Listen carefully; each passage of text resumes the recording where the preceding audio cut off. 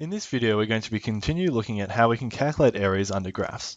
So in part 1 of the video, we looked at how to calculate definite integrals. So that's when we had b, a, fx, dx. So this is using integration to calculate the area underneath.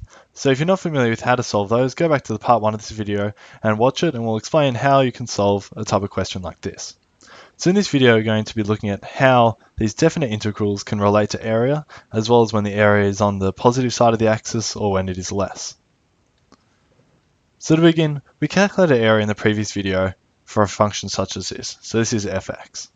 And if we wanted to calculate the area between 2 points, so let's say this point here, so x is equal to 5 and x is equal to -2, then to calculate this area when as fx is above the axis, so fx is greater than 0, then we can calculate this by going 5, -2, fx dx. And this would give us the area. What about when we have a graph like this, and we want to calculate it between x is equal to 5 and x is equal to -2? So the difference between this one and the previous was that fx is now less than 0. So what happens is when we calculate 5, -2, fx dx, we're now going to get the area, but it's going to be a negative number. So equal negative area. So that means if we want to find the area, we have to take the modulus of 5, -2, fx dx. And if you find it hard to remember if you need to make the modulus on the positive or the negative, just take the modulus of both, because even a modulus of a positive number will just give the same result. So that means if the graph is up here and the area was, let's say, 10, then the modulus of 10 would equal 10. If the graph was down here and it was the same area, but when you calculate the definite integral is -10, then once again you take the modulus, but this time it will give you 10. And that's because it has to be positive. Once again, if you're writing that as the answer, make sure you write unit squared, and if it's a worded question, look at what type of unit it has. So if you know these two facts, so we have to look at when fx is less than 0, it's going to be negative, so we have to put the modulus to make it positive. Then we can calculate the area of a function like this, where it goes underneath and then it comes up again.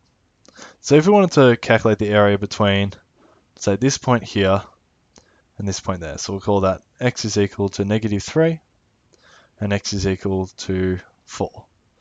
So we want to calculate this area between the axes, so the x-axis, and the function.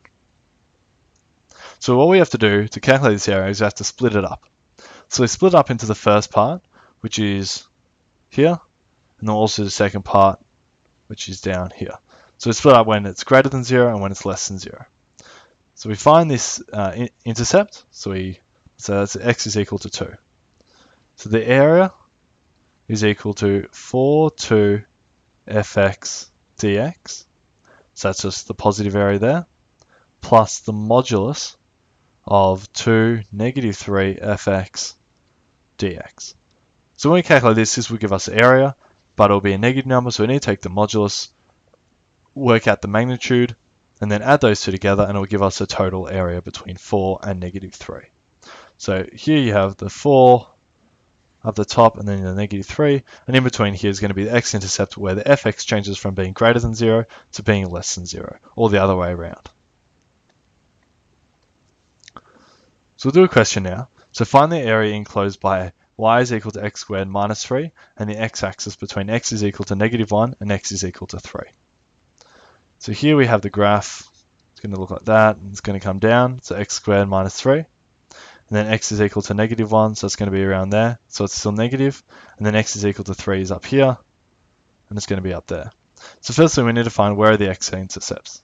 So y is equal to x squared minus 3, so is equal to 0, x squared is equal to 3. Therefore, x is equal to plus or minus √3. So these are the two intercepts. So we need to split this graph into, firstly, the negative part, and then also the positive part. So the area is going to equal the top value, so 3 to √3 fx dx, plus the modulus of √3, then -1 fx dx, and then close modulus. So we can calculate this, and we get that 2 root 3 plus the modulus of negative 2 root 3 minus 8 over 3, which will equal 4 root 3 plus 8 on 3 units squared. So if you need to work out how to calculate these definite integrals, go back to watch a previous video. However, we get y equals x squared minus 3. When we additive this, we're going to get x cubed over 3 minus 3x, and then we'll plus c, but we don't have to worry about that when having the terminals. We sub these terminals in, the root 3 and the 3, and then we can get this result here.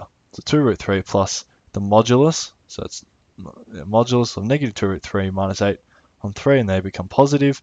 2 root 3's add up to 4 root 3, and then don't forget, once again, the unit squared. So when calculating areas, a useful feature you can do is looking at symmetry. So we have the graph here, y equals sine x. So we know that sine x is the same on both the top and the bottom. So, and then it repeats itself, so over and over and over again.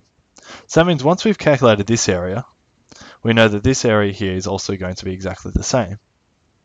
So if we wanted to find the area between, let's say, 0 to 2 pi, then we can calculate the area between pi, 0, sine x, dx. And then once we've calculated that area, we can just double it.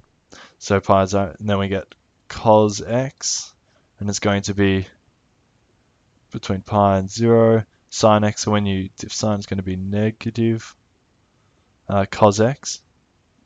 So negative cos x, because when you diff negative cos x, it becomes sine, but then negative negative produces positive. So negative cos x with the terminals pi and 0.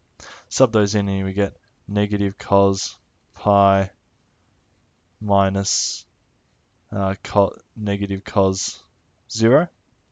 So cos pi, if you remember from the unit circle, is going to be equal to negative 1. So negative negative 1 gives you 1. Minus cos 0, and cos 0 is positive 1. So minus minus positive 1 gives you plus 1. So it's going to equal 2.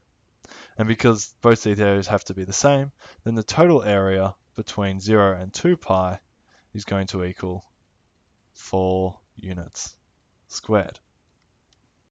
So what about if we don't want to worry about if it's above the x-axis or look graphing it? If we just have the function, especially if we have the calculator and we just want to quickly calculate the area.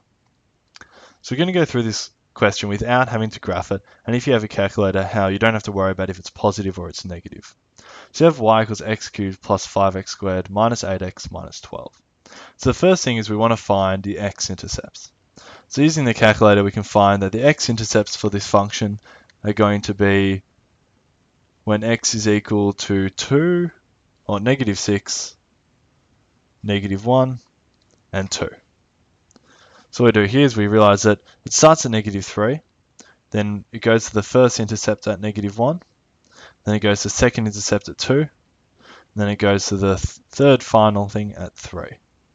And that means that one of these intercepts, it's going to change from positive to negative. But what we have to do is we don't have to worry about if it's positive or negative, we just take the modulus at all 3 of these values.